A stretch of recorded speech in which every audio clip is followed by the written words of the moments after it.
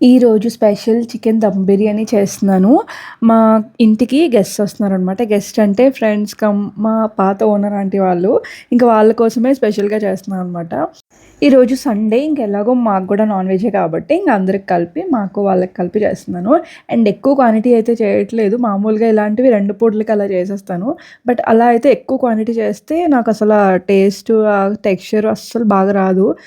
Already experience అయిపోయింది. అందుకు ఎంత సరిపోద్దో అంత కరెక్ట్ క్వాంటిటీలో చేస్తున్నా అనమాట. సో, ఫస్ట్ అయితే చికెన్‌ని మ్యారినేట్ చేసేస్తున్నాను. అన్ని మసాలాస్ అప్పటికప్పుడు దంచుకొని వేస్తే ఫ్లేవర్ బావుంటది. అండ్ కర్డ్ అయితే మ్యాండేటరీ కదా! నేనైతే రెసిపీ చెప్పట్లేదు. ఆల్రెడీ చాలా వీడియోస్‌లో చూసే ఉంటారు మీరు చికెన్ దమ్ బిర్యానీ. బట్ నా స్టైల్‌లో నేను అండ్ ముఖ్యంగా పిల్లలు కూడా తినాలి కాబట్టి మరీ టూ మచ్ స్పైస్ కాకుండా అలా చేస్తున్నాను అనమాట. సో, ఫ్రైడ్ ఆనియన్స్ అయితే కంపల్సరీ కదా! విత్ ఆయిల్ హాట్‌గా అలానే వేసేసి ఇదొక 2 అవర్స్ మ్యారినేట్ చేసేసుకోవాలి. మ్యారినేషన్ ఆల్మోస్ట్ అయిపోయిందనగా 2 అవర్స్ తర్వాత బియ్యం ఒక హాఫ్ అన్ అవర్ ముందే సోక్ చేసుకుంటే బాస్మతి రైస్.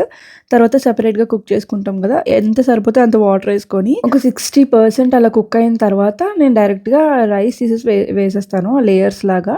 లైక్ చికెన్ ఇంకా ఇది. కొంచెం వాటర్ ఉంటుండగానే తీసేస్తాను అనమాట.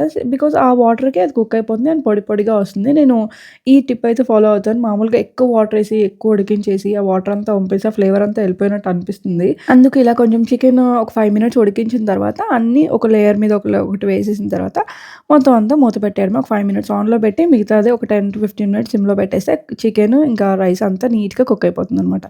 ఎప్పుడులాగే లాస్ట్ ఫైనల్‌గా కుక్ అయిన తర్వాత వీడియో తీయడం మర్చిపోయాను.